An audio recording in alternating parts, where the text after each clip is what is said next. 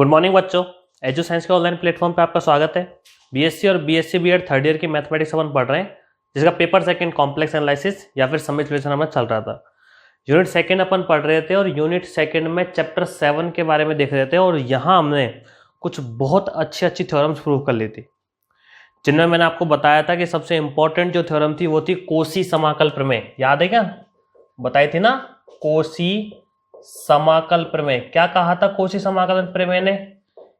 कि सर यदि एक क्षेत्र या रीजन जी हो, उसके अंदर एक क्लोज कर्व सी हो, तो वहां पर जो integration C F Z D Z की वैल्यू क्या होती है? 0।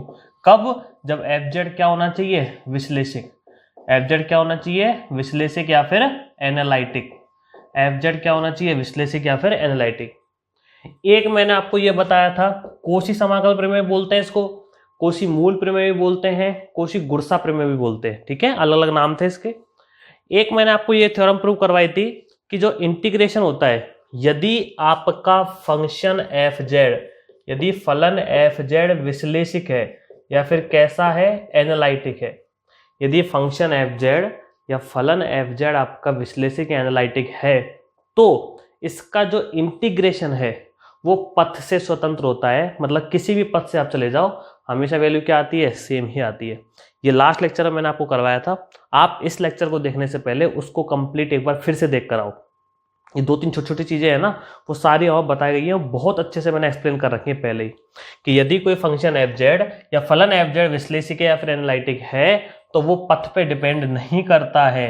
पथ से क्या होता है? वो स्वतंत्र होता है। किसी भी रास्ते से चले जाओ, इंटीग्रेशन की वैल्यू क्या आती है? सेम। कंडीशन क्या थी? कि जो फंक्शन एफ जेड है वो क्या होना चाहिए? विश्लेषक या फिर एनालिटिक होना चाहिए। ठीक है, अच्छा, अब फंक्शन एफ जेड, अब चेक एनालिटिक अपन करेंगे थोड़ी। यदि कभी क्वेश्चन आएगा तो बार बार अपन चेक थोड़ी करेंगे, तो इसके लिए मैं आपको पहले ही बता देता हूं कि बहुपदीय जो फलन होते हैं, कौन से? बहुपदीय जो फलन है, पॉलिनोमियल जो फंक्शन है, बहुपदीय फलन या फिर पॉलिनोमियल फंक्शन, बहुपदीय फलन जिनको अपन क्या बोलते हैं? पॉलिनोमियल फंक्शन, वो सारे के सारे क्या होते हैं? एनालिटिक होते हैं अपने डोमेन में, अपने प्रांत में हमेशा विश्लेषक होते हैं। सर वो होते कौन से हैं? देखो सुनिएगा, इसको समझने से पहले आपको 2-3 छोटी छोटी बातें समझनी होंगी। अच्छा, आप चर जानते हो? चर क्या होता है? क्या सर जानते हैं? एक्स, वाई और जेड, जिसको अपन क्या बोलते हैं? वेरिएबल। जो चीज वेरी करती है वही वेरिएबल है, मतलब बदलती रहती है, जिसकी वैल्यू स्थिर नहीं है, जिसका मान स्थिर नहीं है। उसके बाद आते हैं अचर, जो कि क्या होते हैं? कांस्टेंट, जो कि क्या होते हैं? कांस्टेंट। कौन कौन से? नंबर्स 5, 6, 7, ए बी सी के एल एम, ऐसे ना। इसके बाद आते हैं व्यंजक, जिसके बाद क्या आते हैं? व्यंजक, जिसको अपन बोलते हैं एक्सप्रेशन। जिसको क्या बोलते हैं अपन? एक्सप्रेशन। इसमें क्या होता है कि सर इसमें है ना, चर और अचर मिलके कुछ नया बना लेते हैं। मतलब कुछ तो चर उठेंगे, कुछ अचर मिलेंगे, सब मिलके कुछ नया बना लेंगे। मतलब कुछ ऐसा बन जाएगा कि 3x + 5, 4x² + 9x + 7, है ना, 5√x √5, x + 6 + 9y²। अच्छा, ऐसा आ जाएगा √x + 5, ऐसा आ जाएगा 4/x + x², ऐसा आ जाएगा y² माइनस का 2/y प्लस का 3। ये सारे के सारे किसमें आते हैं? व्यंजक में। उसके बाद जो नंबर है वो आता है बहुपद का। किसका नंबर आता है उसके बाद? बहुपद या फिर पॉलिनोमियल। किसका नंबर है उसके बाद? बहुपद या फिर पॉलिनोमियल। अब ये क्या होता है? ध्यान से सुनना, ये होते एक्सप्रेशन ही है, ये होते एक्सप्रेशन या फिर व्यंजक ही है, लेकिन ये होते एक्सप्रेशन है, व्यंजक है, लेकिन इनकी जो घात है, इनकी जो कोटि है, वो हमेशा पूर्ण संख्या होती है। इनकी घात या इनकी कोटि क्या होती है? हमेशा पूर्ण संख्या। मतलब इनकी जो पावर रहेगी ना वेरिएबल की, इसमें वो पूर्ण संख्या रहेगी, होल नंबर। होल नंबर क्या होता है? 0, 1, 2, 3, 4 के रूप में। मतलब कोई भी पावर ना तो रूट में आ सकती है, ना आप नेगेटिव आ सकती है। मतलब ये वाला बहुपद है पॉलिनोमियल, ये वाला बहुपद है पॉलिनोमियल, ये वाला बहुपद है पॉलिनोमियल, क्योंकि x की पावर यहाँ 1 है, यहाँ कितनी है? 2 है। लेकिन ये वाला पॉलिनोमियल नहीं है। क्यों नहीं है? क्योंकि यहाँ पर पावर कितनी है? 1/2। मैंने ये कहा पूर्ण संख्या होनी चाहिए, 0, 1, 2, 3, 4, अपॉन वाली नहीं चाहिए, बटे वाली, है ना, और नेगेटिव नहीं चाहिए। ये वाला बहुपद नहीं है। क्यों नहीं है? क्योंकि यहाँ x की पावर -1 है, ऊपर जाएगा तो ये वाला बहुपद नहीं है। तो ये होते हैं आपके बहुपदीय फलन। और एक e की पावर x चरघातांक की फलन, एक साइन e की पावर z है ना, एक साइन z cos z, ये सब के सब क्या होते हैं, अपने प्रांत में विश्लेषिक। क्या होते हैं ये, अपने प्रांत में विश्लेषिक, मतलब खुद के डोमेन में क्या होते हैं, ये एनालिटिक होते हैं। मतलब कभी यदि ये क्वेश्चंस में यदि आएंगे तो इनके एग्जांपल कौन कौन से हो गए पता है, बहुपदीय फलन के, z² हो गया, z³ हो गया, z4 + 4 हो गया, z² - 2 आयोटा z + 5 ऐसे कुछ हो गया। ठीक है, अब यदि कभी ये क्वेश्चन में आएंगे तो डायरेक्टली हम इन्हें विश्लेषिक लेकर चलेंगे, एनालिटिक इनको लेकर चलेंगे। तो कोशी इंटीग्रल थ्योरम ने क्या कहा था, कोशी समाकलन प्रमेय ने, कि यदि कोई फंक्शन f z एनालिटिक है, कोई फलन f z विश्लेषिक है, तो integration c f z dz की वैल्यू क्या होती है, 0, जहां c क्या है, कोई क्लोज कंटूर है या फिर क्लोज कर्व है। दूसरी थ्योरम क्या थी, इंटीग्रेशन वाली, पथ वाली, कि जो समाकलन होता है यदि फलन f z विश्लेषिक है, यदि फंक्शन f z एनालिटिक है, तो जो इंटीग्रेशन आप करेंगे वो पथ से क्या होगा, स्वतंत्र, मतलब किसी भी रास्ते से चले जाओ हमेशा वैल्यू क्या आएगी, समान। इसका मतलब क्या है, इसका मतलब ये कि हमें केवल एक ही रास्ते से वैल्यू चेक करनी है, वही हमारा आंसर हो जाएगा। डिफरेंशिएशन में या अवकलन में अपन क्या करते थे, चैप्टर 3 में अलग अलग चेक करते थे, फिर मैच करते थे, सेम आ रही नहीं आ रही, लेकिन यहाँ ऐसा जरूरी नहीं है, यहाँ पथ पर निर्भर करता ही नहीं है समाकलन, तो आप एक से निकाल लेना, उसी को काम ले लेंगे। ठीक है, चलिए आप एक बार इसको हल्का सा अपने रफली नोट कर लीजिए, फिर अपन अपने क्वेश्चंस पे आते हैं। क्वेश्चन एग्जांपल नंबर 7.9.1 डिस्कस करेंगे अपन, क्या कहना चाह रहा है, और आज से हम सीखेंगे कि इंटीग्रेशन कैसे किए जाते हैं कॉम्प्लेक्स वेरिएबल फंक्शन के। ठीक है, चलो।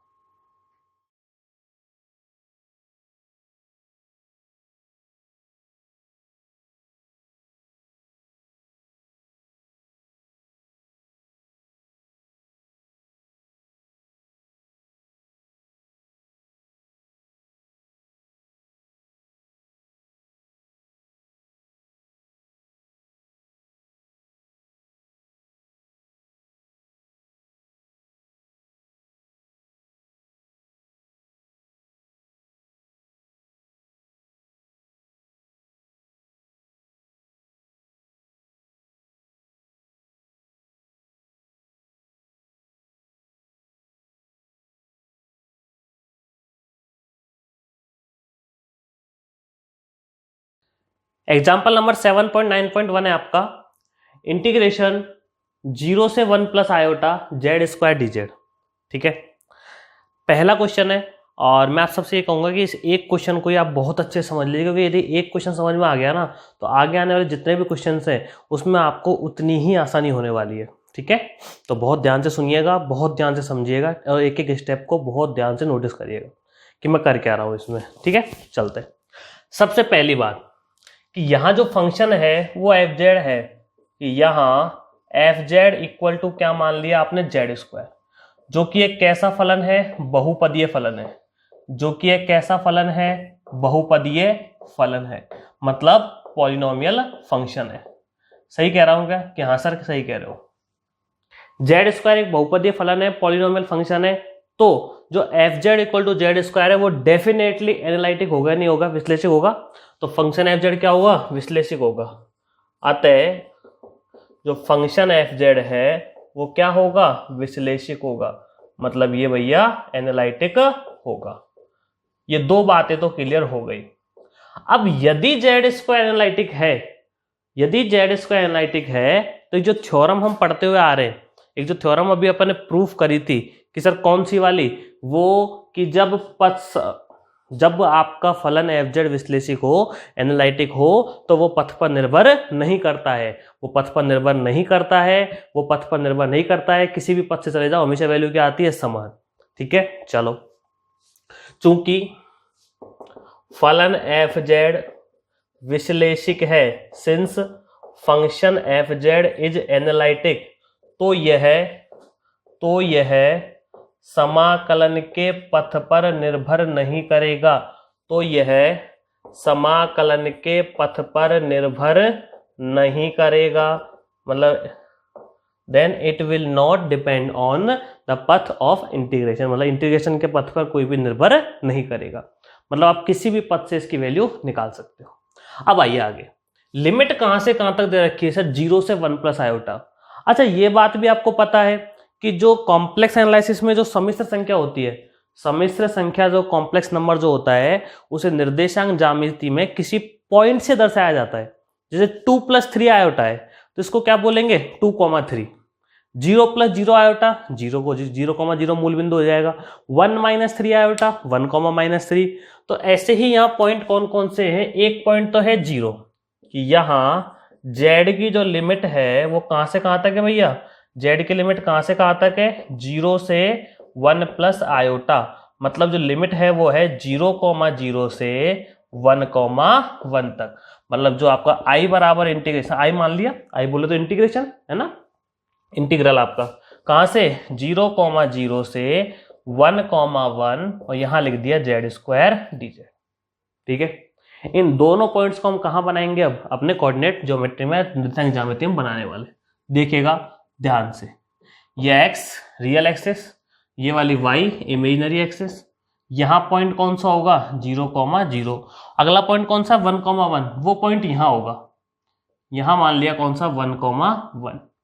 इस पॉइंट तक जाने के, इस पॉइंट तक 0,0 से 1,1 तक जाना है मुझे, यही तो कहा इसने कि भैया कहां से कहां जाना है 0,0 से 1,1 तक। मैंने आपको एक बात समझा रखी है, पहले बता रखी है कि कभी भी यदि पथ चुना जाएगा, कभी भी यदि पथ चुना जाएगा तो सबसे आसान और सबसे अच्छे पथ कौन से होंगे, कभी भी यदि पथ चुना जाएगा तो सबसे आसान और सबसे अच्छे पथ कौन से होंगे, अक्ष वाले, एक्स अक्ष वाला और वाई अक्ष वाला। कौन कौन से, एक्स अक्ष वाला और वाई अक्ष वाला। तो देखा जाए इस पॉइंट का नाम ओ दे दिया, इस पॉइंट का नाम ए दे दिया, इस पॉइंट का नाम बी दे दिया।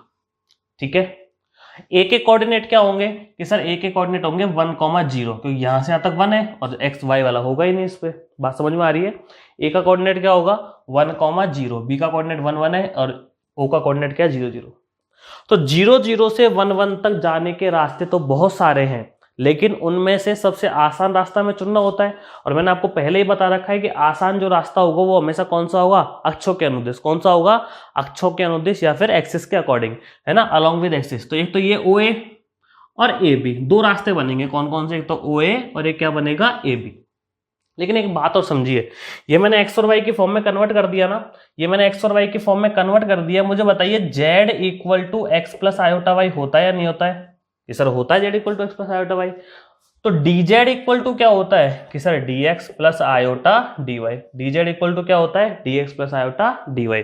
तो ये i बराबर क्या बन गया, ये बन गया 0,0 से कहां तक 1,1, z² का मतलब x + आयोटा y का होल स्क्वायर, dz का मतलब dx + आयोटा dy। ये मैंने इक्वेशन नंबर दे दी इसको 1। ठीक है, मुझे जाना कहाँ है 0,0 से 1,1 तक, कहाँ जाना है मुझे 0,0 से 1,1 तक। लेकिन रास्ता कौन सा चुन रहा हूं मैं, पहले o से लेकर a तक, फिर a से लेकर b तक, पहले o से लेकर a तक, फिर a से लेकर b तक।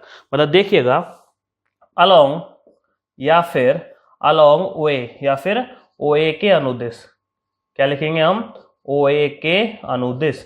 यदि हम OA के अनुदिश जाने लगे, यदि हम OA के अनुदिश जाने लगे तो आगे वाला तो x होता है, पीछे वाला y होता है। तो y कोऑर्डिनेट यहां भी 0 है, y कोऑर्डिनेट यहां भी 0 है, मतलब y में परिवर्तन नहीं हुआ है। y निर्देशांक यहां भी 0 है, y निर्देशांक यहां भी 0 है, मतलब y में परिवर्तन नहीं हुआ है। y जो की त्यों रहा है कितना, कि सर y रहा है 0।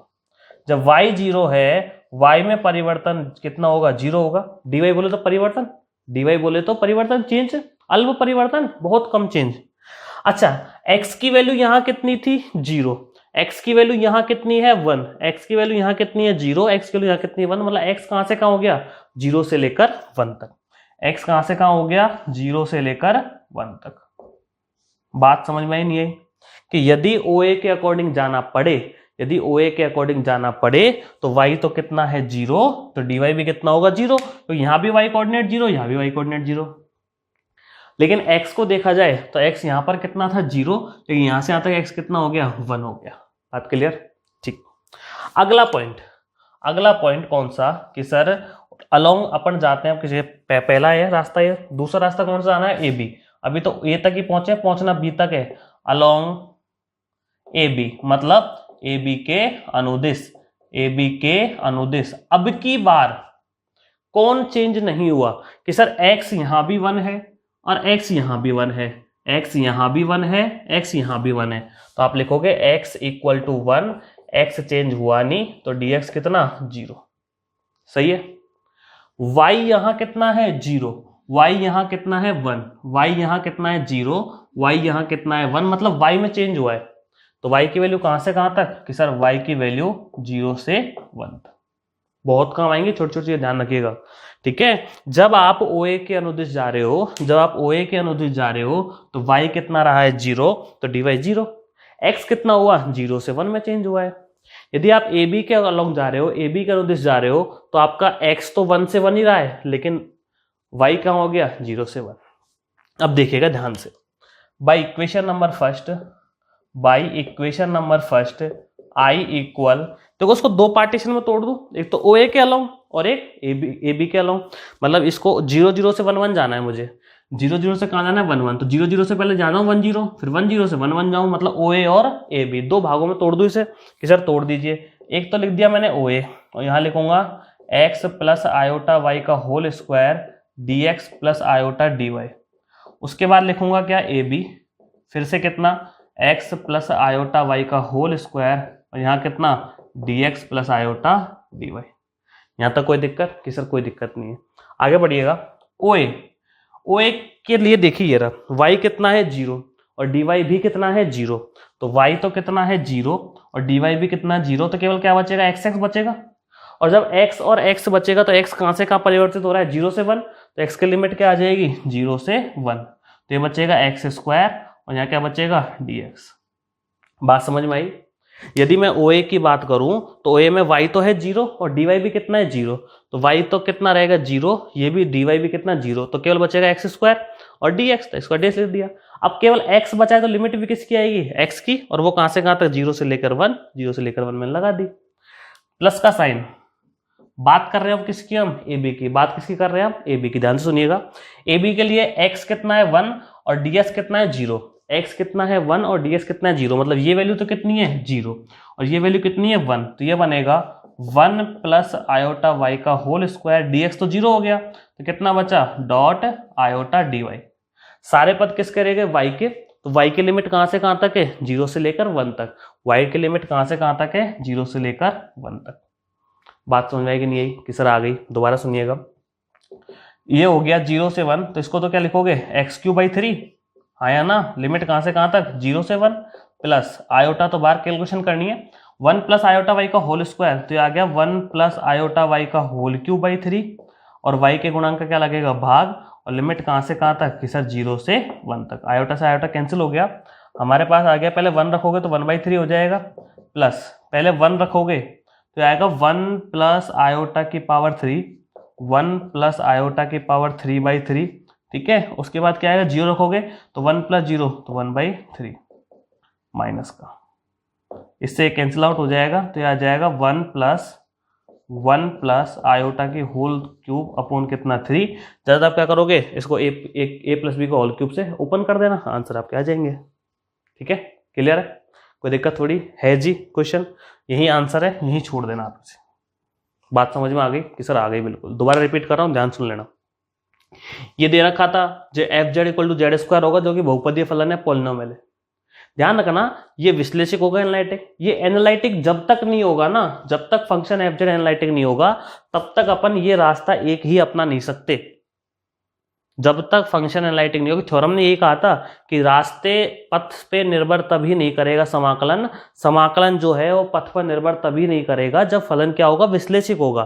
तो इसलिए पहले सबसे पहले विश्लेषिक चेक करना बहुत जरूरी है, एनालिटिक चेक करना बहुत जरूरी है फंक्शन को। तो फंक्शन हमारा क्या है, बहुपदीय है, तो एनालिटिक होता ही, मैंने बता दिया आपको, e की power z, sine z, cos z, सब के सब अपने डोमेन में क्या होते हैं, एनालिटिक होते हैं हमेशा ही। ठीक है, पहली बात। दूसरी बात ये समझनी है आपको कि जब हम रास्ता एक ही चुन लेंगे, भाई पथ पर निर्भर करने का मतलब यही नहीं करने का मतलब यही है कि आप एक ही रास्ता चुन लो और उसी से वैल्यू निकाल लो, आपको उसी से आंसर मिल जाएंगे। ठीक है, तो सुनो, मैंने ले लिया। अच्छा, और जो कॉम्प्लेक्स नंबर जो होते हैं, जो सम्मिश्र संख्याएं जो होती हैं, सम्मिश्र संख्याएं जो होती हैं, उन्हें कोऑर्डिनेट ज्योमेट्री में या फिर जब शो करते हैं ना, जब अपन कॉम्प्लेक्स प्लेन में, तो पॉइंट्स के अकॉर्डिंग शो किया जाता है ना। तो जैसे 0 है तो इसको 0 0 बोलेंगे, और 1 प्लस आयोटा को 1 1 बोलेंगे। यदि 1 माइनस आयोटा होता तो 1 माइनस 1 बोल देते। ठीक है, ये लिख दिया। अब 0 0 पॉइंट बना दिया मैंने, मैंने 1 1 पॉइंट बना दिया। मुझे 0 0 से कहाँ पे जाना है, 1 1 पे जाना है। 0 0 से कहाँ पे जाना है, 1 1 पे जाना है। तो 0 0 से 1 1 पर जाने के लिए रास्ते तो बहुत सारे हैं, लेकिन सबसे आसान रास्ता कौन सा होता है, अक्षों के अनुदिश।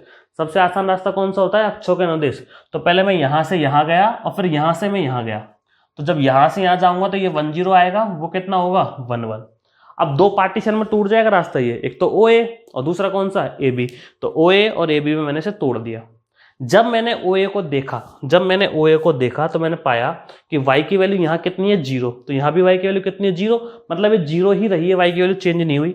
जब y की वैल्यू 0 तो dy भी कितना आएगा 0। लेकिन x की वैल्यू यहाँ कितनी है 0 और x की वैल्यू यहाँ कितनी है 1, तो 0 से लेकर कितनी 1। उसके बाद आगे बढ़ते हैं, x अलोंग ए बी यदि अपन जाएंगे तो यहाँ पे x की वैल्यू कितनी है 1, x की वैल्यू यहाँ कितनी है 1 और ऊपर ही x की वैल्यू कितनी है 1, क्योंकि आगे वाले x होते हैं। तो dx कितना 0। y की वैल्यू कहाँ से कहाँ तक कन्वर्ट हुई है, 0 से लेकर 1 तक। y की वैल्यू कहाँ से कहाँ तक कन्वर्ट हुई है, 0 से लेकर 1 तक। वैल्यू रख दी, OA 0 से 1, OA के लिए y 0 है और dy 0 है, तो ये भी 0 ये भी 0, ये लिख दिया मैंने। AB के लिए x तो 1 है और dx 0 है, तो यहाँ 1 रख दिया, 0 रख दिया, सॉल्व कर दिया, y की लिमिट लगा दी। ठीक है, ये तो कैलकुलेशन बचपन की अपने, नोट कीजिए, फिर अपन आगे बढ़ते हैं।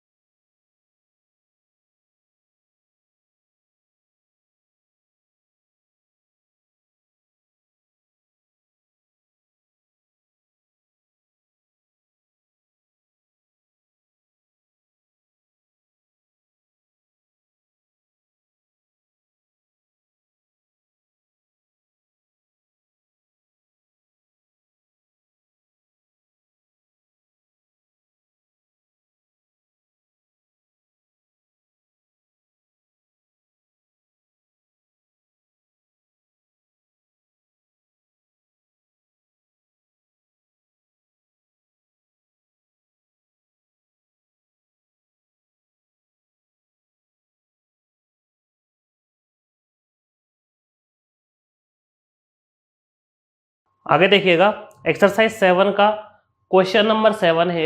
एक्सरसाइज 7 का क्वेश्चन नंबर 7 2006 में पूछा गया है। जो हमसे क्या कह रहा है, मान ज्ञात कीजिए -2 प्लस आयोटा से 5 plus 3 iota Z cube D Z. Same question है अभी जो कराया था, बस उसमें वैल्यू चेंज कर दी है। ठीक है, इसको और समझिए और ध्यान से देखिएगा, चलते जाओ। सबसे पहले तो मुझे बता दो कि यहाँ z इक्वल टू तो होता है x प्लस आयोटा वाई, तो डी जेड इक्वल टू क्या होता है, D X plus iota D Y. चूंकि ये i बराबर बन क्या गया, -2,1 से 5,3, सही लिखा है क्या। मैं बताया था ना, कॉम्प्लेक्स नंबर जितने भी होते हैं समित संख्याएं, सबके सब हर एक पॉइंट को डिनोट करते हैं, है ना। तो ये -2,1 हो गया, ये 5,3 हो गया, बाकी क्या रह गया जेड क्यूब का मतलब x प्लस आयोटा वाई का होल क्यूब, डी जेड का मतलब D X plus iota D Y. Equation number आपने इसको दे दिया फर्स्ट।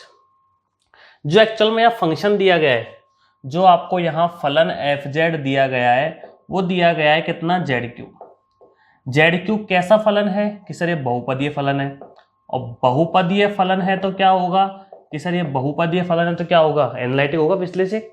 तो एफ जेड कैसा है, विश्लेषिक है। एफ जेड कैसा है, विश्लेषिक या फिर एनालिटिक है। अब यदि एफ जेड एनालिटिक है या विश्लेषिक है, तो इसका जो समाकलन है वो पथों से क्या होगा, स्वतंत्र होगा। तो समाकलन इसका क्या होगा, पथ से स्वतंत्र। समाकलन क्या होगा, पथ से स्वतंत्र।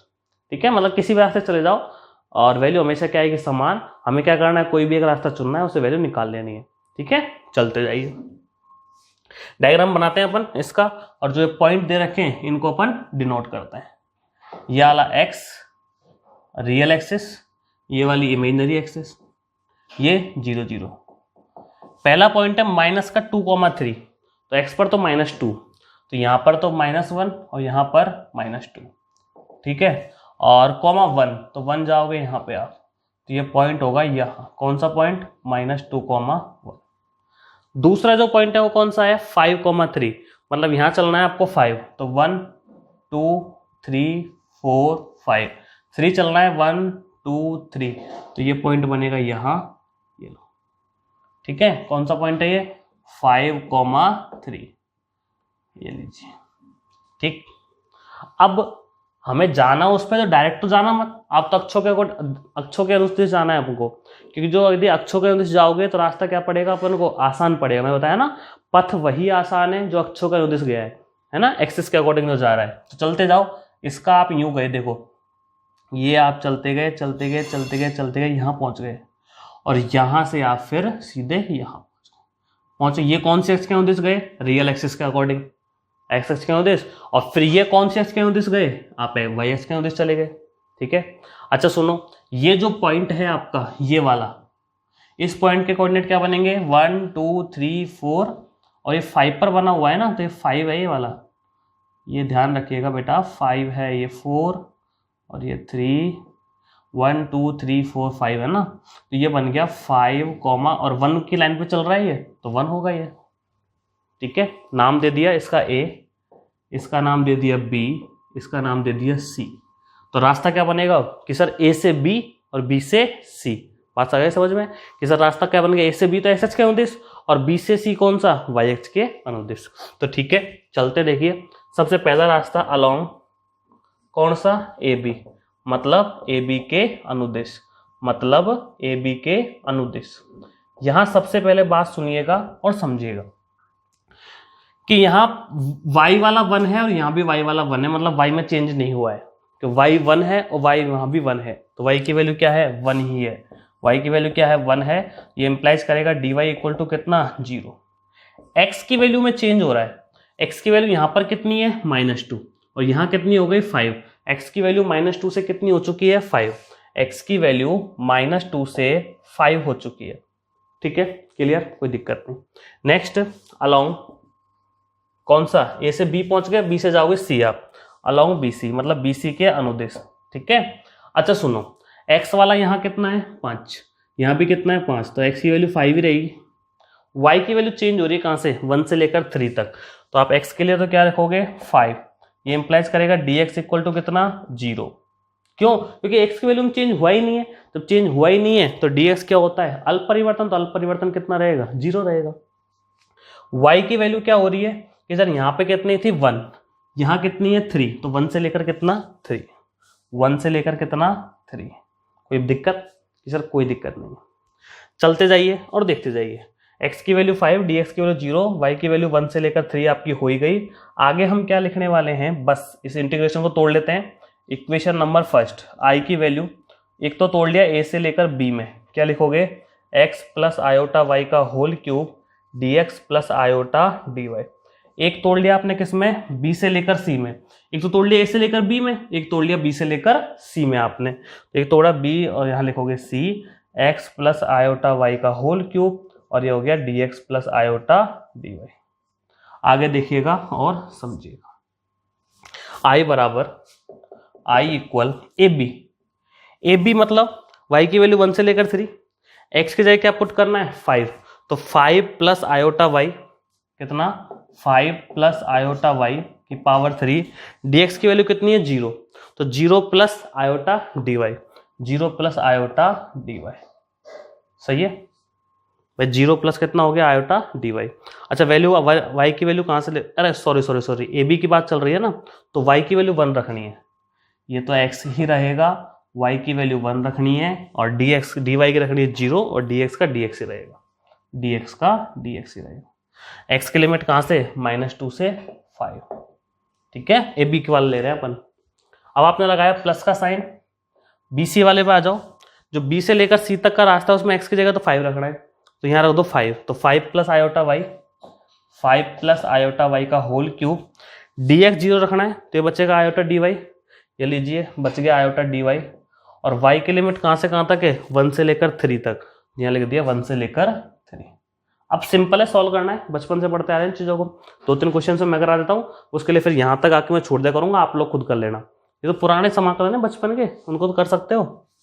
तो ये हो गया x प्लस आयोटा का क्यूब, तो आ गया x प्लस आयोटा के होल पावर 4/4, लिमिट हो गई -2 से कहाँ तक? 5 तक, प्लस 5 प्लस आयोटा y का क्या होगा कि सर 5 प्लस आयोटा y का होल 4, अपॉन कितना 4, y का मल्टीपल आयोटा आएगा ही, और लिमिट कहाँ से कहाँ तक आ जाएगी 1 से लेकर 3, आयोटा से आयोटा कैंसिल हो जाएगा।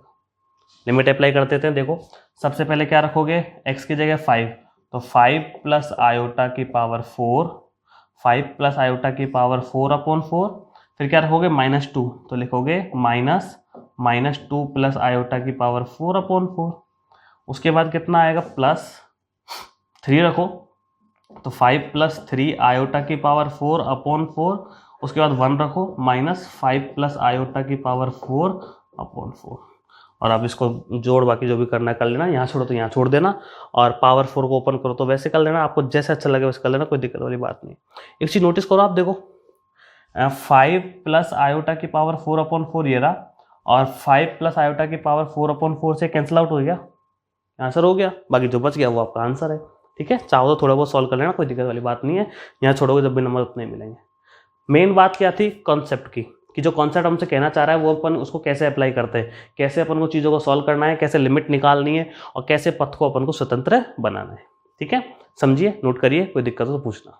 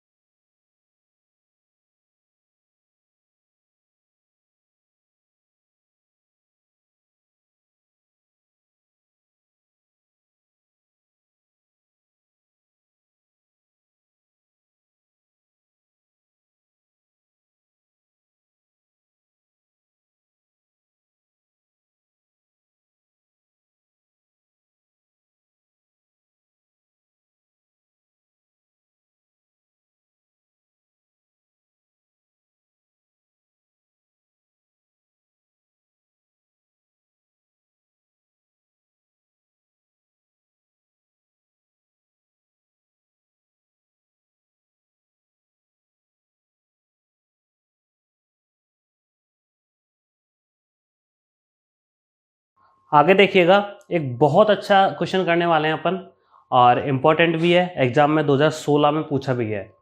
क्वेश्चन नंबर है 10, एक्सरसाइज 7 का ये क्वेश्चन नंबर 10 है, और 2016 में पूछा भी गया है। पहले अपन समझेंगे कहना क्या चाह रहा है, उसके बाद फिर इसको सॉल्व करेंगे। यदि C एक वर्ग है, if C is a square, ठीक है, जिसके शीर्ष whose vertices are 1 plus minus iota -1 plus minus iota, कितने टर्म्स हो गई 4 हो गई, एक तो 1 प्लस आयोटा, एक 1 माइनस आयोटा, एक -1 प्लस आयोटा, एक -1 माइनस आयोटा। ठीक है, तो function F Z 3z square plus iota Z -4 के लिए कोशी प्रमेय का सत्यापन कीजिए। क्या कह रहा है ये, कोशी प्रमेय का सत्यापन कीजिए। इस कोशी प्रमेय मतलब जो कोशी थ्योरम थी ना, कोशी इंटीग्रल थ्योरम जो थी, कोशी मूल प्रमेय जो थी, उसका अपन को प्रूफ करना है, यहाँ पर उसका सत्यापन करना है। किसके लिए, एक वर्ग स्क्वायर सी के लिए जिसके वर्टिसेज आपको या फिर शीर्ष आपको ये दे रखे। अब कोशी प्रमेय थी क्या थी, उसने ये कहा था कि यदि कोई फंक्शन एफ जेड एनालिटिक है, या कोई फलन एफ जेड क्या है विश्लेषिक, यदि कोई फलन एफ जेड क्या है विश्लेषिक, तो एक रीजन जी में, एक क्षेत्र जी में, एक अंदर कोई उसके क्लोज कंटूर सी हो, या क्लोज कर्व क्या हो, सिंपल सा फंडा है, क्लोज कर्व यदि सी हो तो एफ जेड डी जेड की वैल्यू कितनी होती है, 0 होती है। मतलब ये आपसे कहना चाह रहा है कि आप इस सर्कल स्क्वायर के लिए इसे सॉल्व कीजिए और वैल्यू कितनी आनी चाहिए, 0 आनी चाहिए। अब कैसा है क्या है देखते हैं। देखो सबसे पहले जो फंक्शन दे रखा है वो एफ जेड क्या दे रखा है बताओ, कि सॉल्यूशन देखिएगा इसका, कि जो एफ जेड है वो है आपके पास 3z square plus iota Z -4। क्या है ये, बहुपद है सर, ये बहुपद मतलब पॉलिनोमियल है, और पॉलिनोमियल क्या होता है, विश्लेषिक होता है, एनालिटिक होता है, हमेशा बता रखा है मैंने आपको। तो डेफिनेटली जो एफ जेड है वो क्या है, एनालिटिक है। क्या है ये, एनालिटिक या फिर विश्लेषिक है, मतलब पथ पर निर्भर नहीं करेगा, पथ पर निर्भर नहीं करेगा। इसका समाकलन आप किसी पथ से निकाल दो हमेशा सेम आएगा। ठीक है, आगे बढ़ते हैं अपन। एफ जेड इक्वल टू हो गया काम, ठीक है। अब शीर्ष क्या क्या दे रखे हैं देखिएगा, वर्टिसेज क्या क्या दे रखे हैं आपको, है ना, शीर्ष क्या क्या दे रखे हैं बताइए मुझे। कि सर एक तो है 1 प्लस आयोटा, एक है 1 माइनस आयोटा, दोनों को अलग अलग कर लिया मैंने। एक है -1 प्लस आयोटा, और एक है -1 माइनस आयोटा। इसका मतलब 1,1, इसका मतलब 1,-1, इसका मतलब -1,1 और इसका मतलब -1। सही है। चलो ठीक, बनाते हैं डायग्राम इसका, ध्यान से देखिएगा और समझिएगा। ये मैंने ऐसे एक तो रियल एक्सिस बना दी और एक ये मैंने क्या बना दी, इमेजिनरी एक्सिस। ठीक है। चलो अब पॉइंट तो 1 1 चाहिए, तो यहां तो मैंने बोल दिया क्या 0, यहां बोल दिया 1, यहां बोल दिया 1, यहां बोल दिया -1 और यहां बोल दिया -1। जो 1,1 होगा वो तो यहां बनेगा, ये लो भाई साहब 1,1, ये 1 और ये भी 1।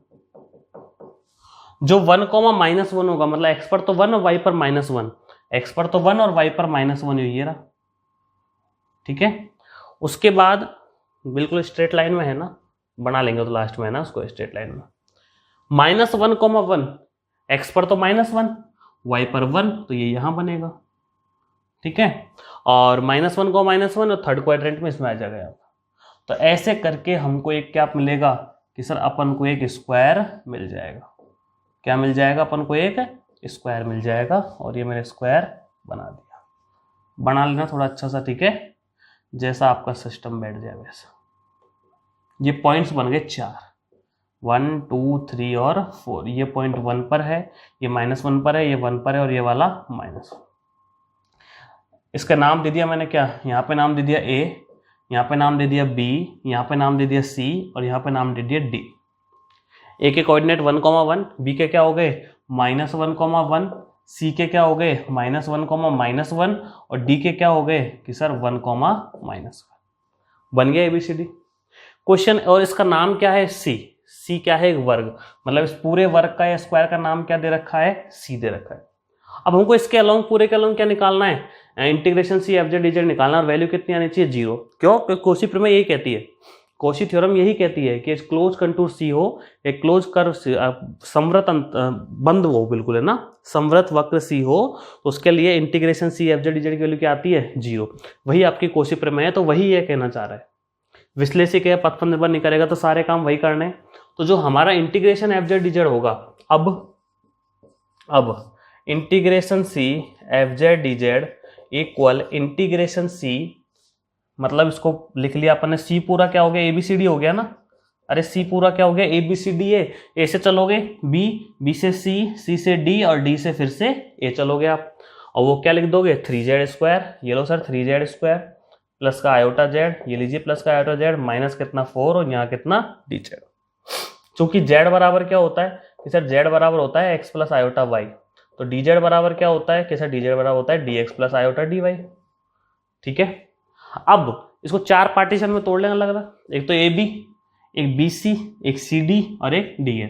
AB BC CD और DA, तो 4 अलग अलग रास्ते चुन लिए मैंने। कौन कौन से, सबसे पहला मैं ले रहा हूं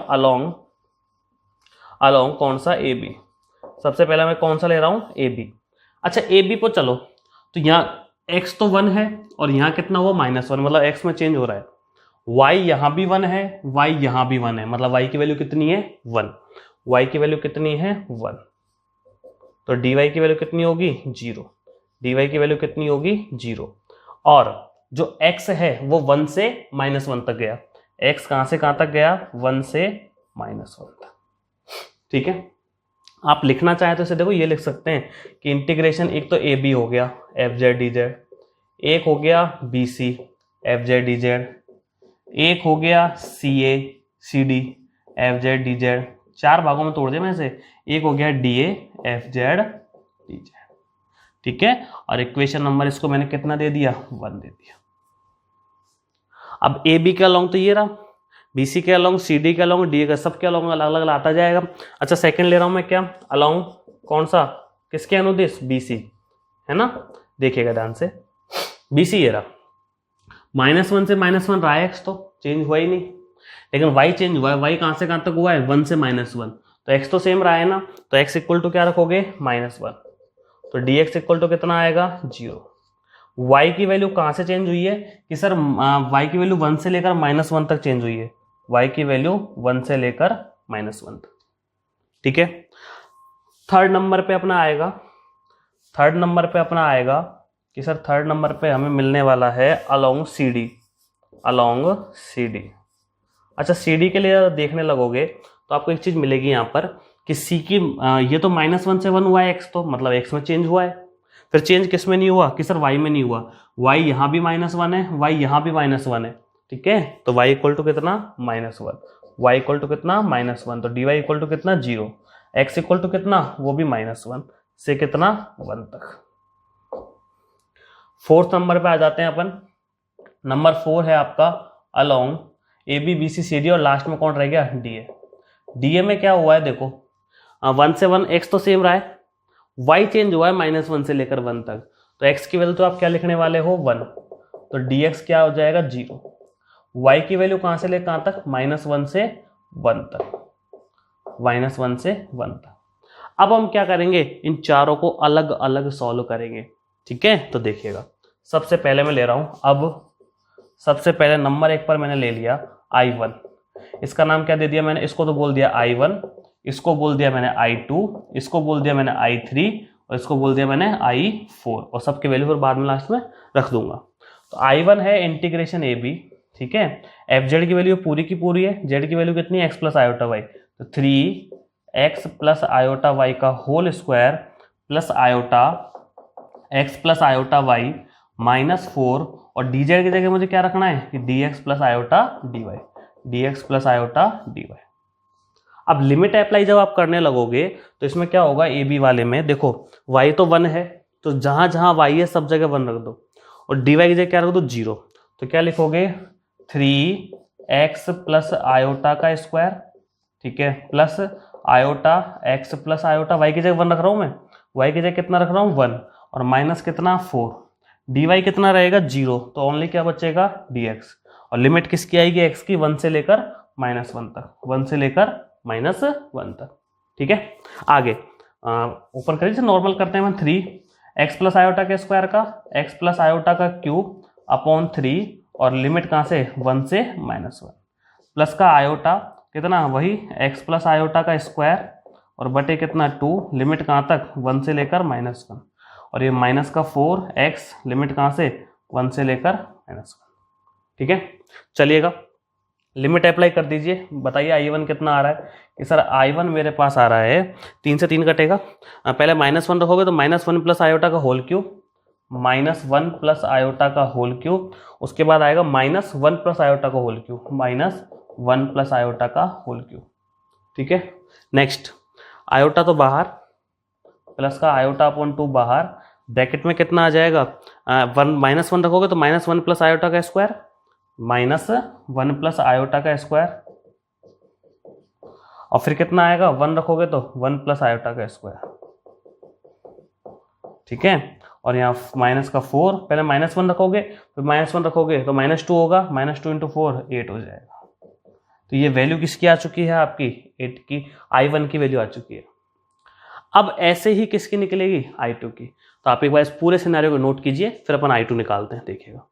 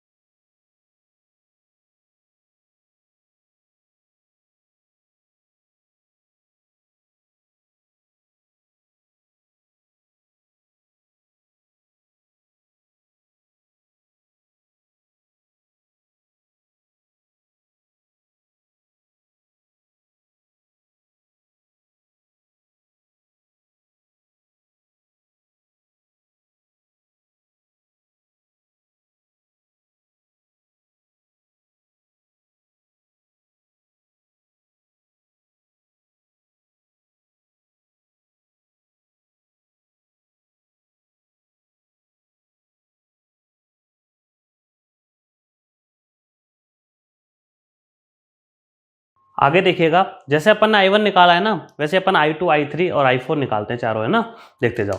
तो I2 वाले पे आ जाओ, तो I2 वाला क्या आएगा अपना कि इंटीग्रेशन कहाँ से कहाँ तक ए बी हो गया BC, क्या लिखोगे 3x प्लस आयोटा वाई का होल स्क्वायर प्लस आयोटा, क्योंकि जेड की जगह x प्लस आयोटा वाई रखना है, -4 और बाहर कितना dx plus iota dy, dx plus iota dy।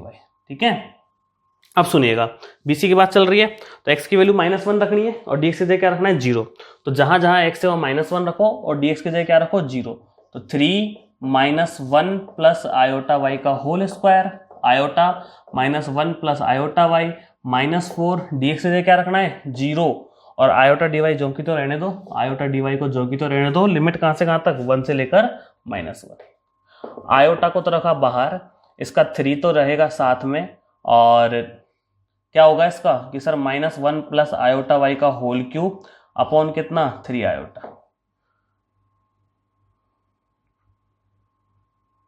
-1 plus iota y का होल क्यूब अपॉन कितना 3 और y के गुणा का क्या लग जाएगा भाग, और लिमिट कहां से कहां तक आ जाएगी सर 1 से -1 तक।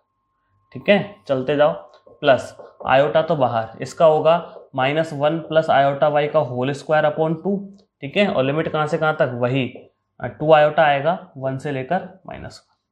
ठीक है, माइनस का 4y हो जाएगा तो, और लिमिट कहां से कहां तक आ जाएगी 1 से लेकर -1। आयोटा को मैं पहले ही बाहर रख चुका हूं, 3 से 3 कैंसिल हो जाएगा और यहाँ आयोटा से आयोटा कैंसिल हो जाएगा। तो आपके पास जो वैल्यू बनने वाली है वो बनेगी, सबसे पहले 1 रखोगे आप तो ये बनेगा -1 माइनस आयोटा का होल क्यूब। ठीक है, और अपॉन में कितना रहेगा आयोटा रहने वाला है। उसके बाद क्या रखोगे 1 रखोगे तो माइनस का साइन लगाओगे और ये बनेगा -1 प्लस आयोटा का whole cube upon iota.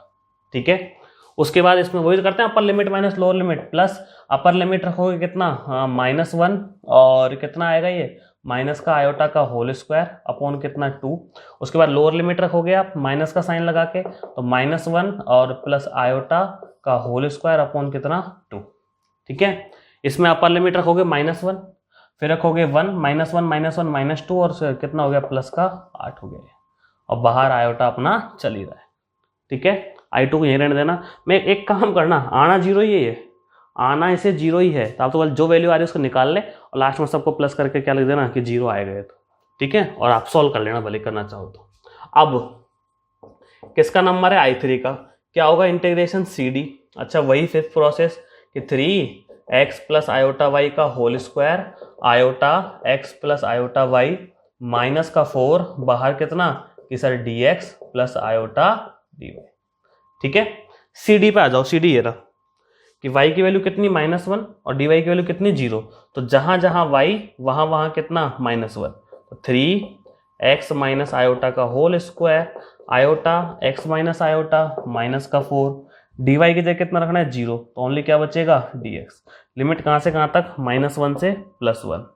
Same procedure फिर से वही फॉलो करना है। 3 तो बाहर कि सर x माइनस आयोटा का क्यूब अपॉन 3, लिमिट कहां से कहां तक -1 से 1 तक, प्लस आयोटा तो बाहर x माइनस आयोटा का होल स्क्वायर अपॉन 2, लिमिट कहां से कहां तक -1 से 1 तक, फिर माइनस का 4x, लिमिट कहां से कहां तक -1 से 1 तक, और जो वैल्यू आए उसे आप निकाल लेना, 3 से 3 कैंसिल कर देना। सेम अपन किसको निकाल लेंगे I4 को, सेम किसको निकाल लोगे आप I4 को, चारों को जोड़ देना I1 I2 I3, दो कैलकुलेशन काम तुम्हारा है, जोड़ बाकी गुणा भाग करते रहना आराम से बैठ के। I1 I2 I3 I4 चारों को जोड़ लेना, लास्ट में आंसर कितना आ जाएगा 0 आ जाए राजी, ठीक है, नियर राइट दे देना इक्वल टू 0 क्योंकि वो तो आना ही है, वो कहीं जाएगा नहीं। ठीक है, बस आज की क्लास में इतना ही। इन क्वेश्चन की प्रैक्टिस कीजिए, इनको देखिए और इनके जैसे यदि आपको और क्वेश्चन दिखते हैं आपके चैप्टर 7 आप उनको ट्राई कीजिए। बाकी अपन कल नेक्स्ट क्लास में डिस्कस करेंगे चीज़ों के बारे में, और पढ़ते रहिए, ध्यान से पढ़िएगा, एक एक चीज़ को नोट करो अच्छे से और आसानी से समझो। यदि किसी भी स्टेप में कहीं भी कोई दिक्कत आती है दोबारा देखो, फिर से कोई दिक्कत आती है तो फिर मुझसे पूछो। लेकिन बस एक बात ध्यान रखिएगा कि हमेशा के लिए कभी भी डाउट्स को आगे क्रिएट मत जाने देना, और जब क्लास देखने आप आओ तो पुरानी क्लास को जरूर साथ में देखकर आओ। इसमें लास्ट में रिजल्ट आप ये लिखेंगे कि इंटीग्रेशन C FZ DZ बराबर I1 plus I2 plus I3 plus I4 और फाइनली कितना आ जाएगा ये 0। ठीक है, फाइनली कितना आ जाए 0। लास्ट में देना अतः कोशी प्रमेय सत्यापित होती है, अतः और होगी वो क्योंकि क्लोज कर्व है और FZ क्या है विश्लेषिक है, अतः कोशी प्रमेय सत्यापित होती है। ठीक है, चलेगा, मिलते हैं फिर नेक्स्ट क्लास में। Thank you.